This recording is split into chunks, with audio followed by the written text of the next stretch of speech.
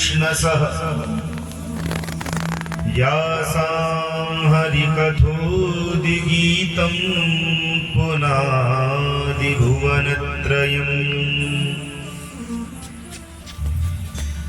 सीतानाथ समारम्भां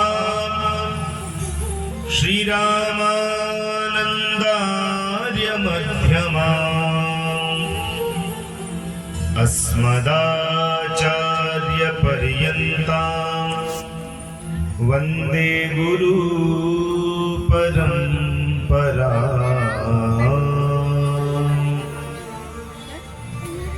भक्ति भक्त भगवंत सीताराम राम राम हरे राम राम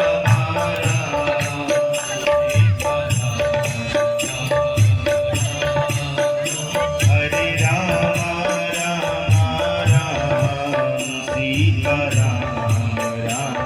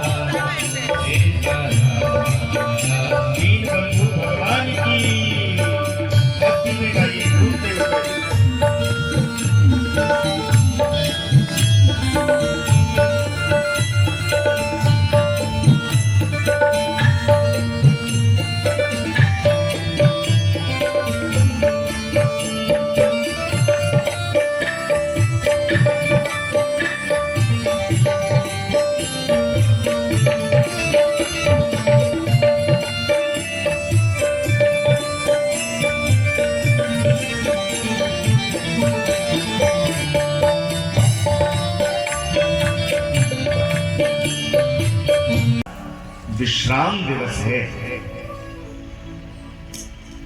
भगवान की कथा कभी भी समाप्त नहीं होती। क्यों नहीं होती समाप्त? क्योंकि समाप्त तो वो वस्तु होती है जिसकी कोई सीमा होती है। हरि अनंत हरि कथा अनंत। तो होता क्या है? बोले कहीं सुनहि बहुविधि सब संता। भाई ये तो ऐसा सागर है जो जितना डूबा हुआ है, जो जितनी गहराई तक पहुंचा हुआ है, जितनी गुरु कृपा भगवत कृपा है, उसके अनुसार समस्त संत जन इस भगवान की कथा को कहते और सुनते हैं। तो कथा का प्रारंभ होता है और समय आने पर विश्राम होता है। समाप्त तो भगवान की कथा होती नहीं, क्योंकि इसकी कोई सीमा नहीं।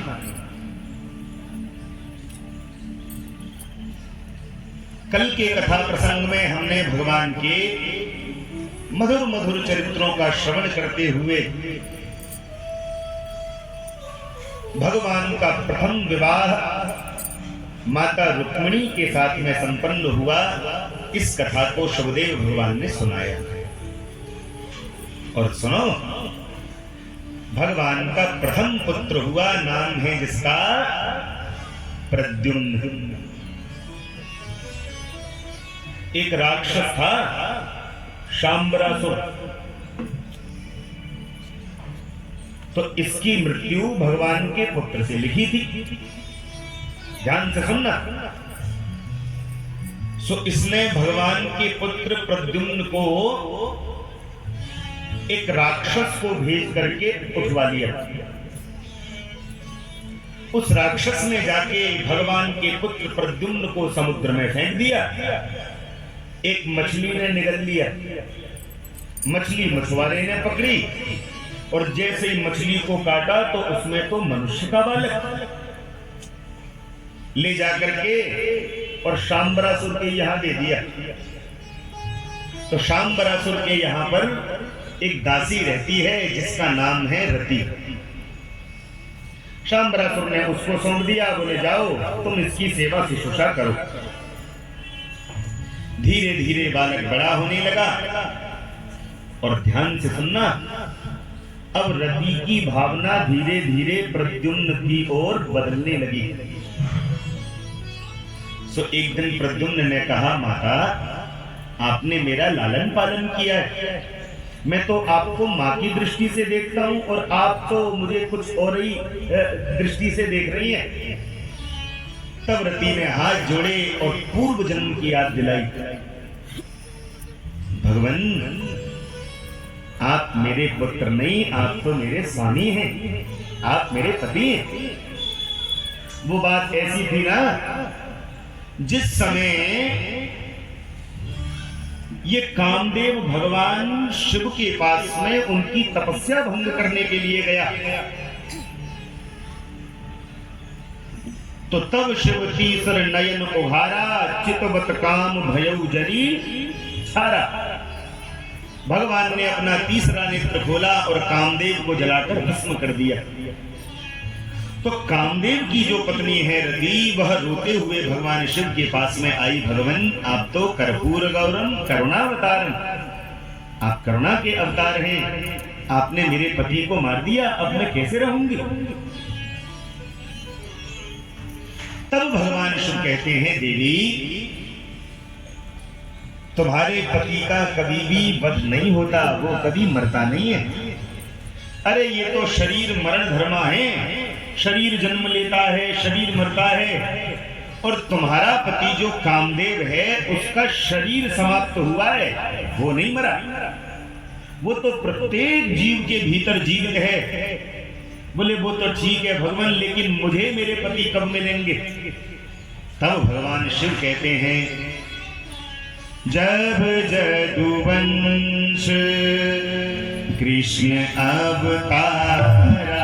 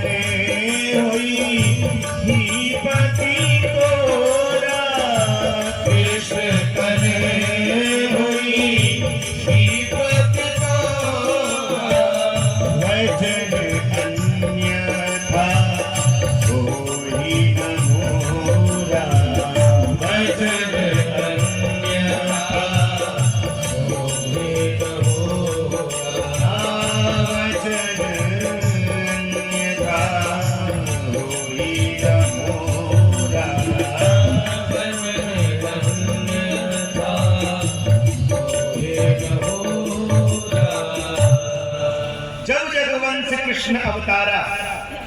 घबरा मत रति, जब यदुवंश में भगवान कृष्ण का अवतार होगा, कृष्ण तने हुई ही पति तोरा। कृष्ण का जो प्रथम पुत्र होगा वही तुम्हारा पति होगा और तुम्हें पुनः पति की प्राप्ति होगी। तो वही कामदेव भगवान कृष्ण के पुत्र प्रद्युम्न बनकर के आए और वही रति शांबरासुर के यहाँ मायावती बनकर के दासी बन के आई। और आज जब पूर्व जन्म की याद दिलाई तब प्रद्युम्न ने रति को पत्नी रूप में स्वीकार किया, शांबरासुर का वध किया, घर में अपनी धर्म पत्नी को लाए और प्रद्युम्न के भी प्रथम पुत्र हुआ, नाम हुआ जिसका अनिरुद्ध। एक बार बोलो ना प्रेम से राधे राधे। अरे धीरे क्यों बोलते हो, जोर से बोलो। सुनो, एक राक्षस और था, नाम था जिसका बाणासुर। इसकी एक बेटी है जिसका नाम है उषा। एक दिन रात्रि में उषा ने स्वप्न देखा और स्वप्न में उषा ने भगवान के नाती अनिरुद्ध को देखा। इस उषा की एक सखी है, नाम है जिसका चित्रलेखा। उसने अपनी सखी से कहा, बहन मैंने आज रात्रि में स्वप्न में एक सुंदर से राजकुमार का दर्शन किया है और सच कहूं तो मुझे तो उस राजकुमार में अपने स्वामी का दर्शन हुआ है, अपने पति का दर्शन हुआ है। और तुम्हारा तो नाम ही चित्रलेखा है, तुम बड़े सुंदर सुंदर चित्र बनाती हो और तुम भी बड़ी मायावी हो। तो मैंने जिनको स्वप्न में देखा है, क्या तुम उनका चित्र बना सकती हो? चित्रलेखा ने कहा, हमको क्या मालूम तुमने स्वप्न में किसको देखा है। हाँ, एक काम करती हूँ, जितने भी संसार में राजे महाराजे हैं मैं सबके चित्र बनाती हूँ, जो हो तुम पहचान लेना। चित्रलेखा ने बहुत से चित्र बनाए, ये नहीं है, ये भी नहीं है, लेकिन जैसे ही द्वारिकानाथ कृष्ण का चित्र बनाया, बोले बहन बस इससे ही मिलता जुलता है, पर है ये भी नहीं। फिर भगवान के पुत्र प्रद्युम्न का चित्र बनाया तो बोले ये, बोले बस बस 19-20 की ही कसर रह गई है, पर है ये भी नहीं। और जैसे ही भगवान के नाती अनिरुद्ध का चित्र बनाया, बोले यही तो है, यही है। अब तो चित्रलेखा माया से उड़ करके गई और भगवान के नाती को चुरा ली, उषा के कक्ष में लाकर विराजित कर दिया। अब तो दोनों बड़े आनंद से एक ही कक्ष में रह रहे हैं। सो एक दिन किसी सैनिक ने बाहर से हंसने की आवाज सुन ली, बाणासुर को जाकर बताया। बाणासुर ने अनिरुद्ध को बंदी बनाकर जेल में डाल दिया। नारद जी भगवान के पास में गए, बोले प्रभु अपने बालकों का थोड़ा ध्यान रखा करो, आपको मालूम भी है आपके नाती कहाँ है? बोले हमको तो नहीं मालूम कहाँ है। बोले बाणासुर के यहाँ बंदी बनकर जेल में पड़े। तब भगवान कृष्ण बड़ी भारी सेना लेकर के और बाणासुर की नगरी पर आक्रमण करते हैं। देखो इसकी भी कथा है। ये जो बाणासुर था ना, बाणासुर, इसके 1000 भुजाएं थी। कितने हाथ थे? 1000। और बाणासुर वीणा बजाने में बड़ा कुशल था। जब शंकर जी का स्तवन करता, जब शंकर जी की आराधना करता, अरे भाई जिनके 2 हाथ होते हैं और 2 हाथों से वो जब संगीत के स्वर लगाते हैं तो कितना आनंद आता है। और जब 1000 हाथ वाला बाणासुर वीणा पर सुंदर सुंदर स्वर लगाता, शंकर जी रीझ जाते। तो एक दिन शंकर जी प्रसन्न हो गए और प्रसन्न होकर बोले, बाणासुर हम तुमसे बहुत प्रसन्न हैं, मांगो क्या चाहिए। बाणासुर बोला, शंकर जी अब आपने हमको 1000 भुजाएं तो दे दी, लेकिन इन भुजाओं की खुजली शांत करने वाला भी तो होना चाहिए। हमारी भुजाएं बड़ी भड़कती हैं, कोई युद्ध करने वाला नहीं मिलता। तो बोले क्या चाहते हो? बोले आपसे लड़ना चाहता हूं। शंकर जी बोले बहुत बढ़िया, हमसे ही तो सारी विद्या ली, हमसे ही तो सारा बल लिया और हमसे ही लड़ोगे। अरे भले आदमी, भक्त भगवान का झगड़ा ठीक नहीं होता है, तू मेरे पुत्र के समान है।